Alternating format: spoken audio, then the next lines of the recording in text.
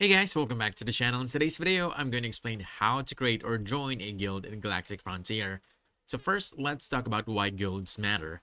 In Galactic Frontier, guilds are all about port control.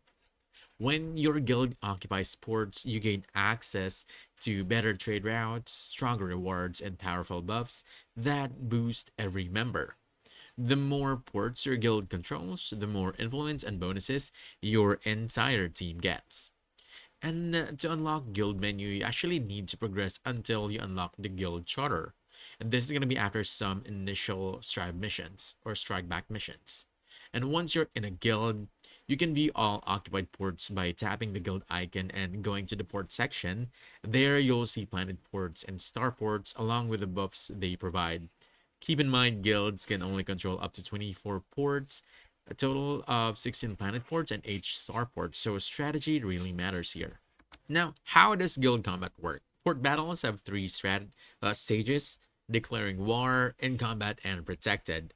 Only the guild chairman or executive managers can declare war to attack a planet. Your guild must already control a nearby starport, and to attack a starport, you'll need a planet port in the same system.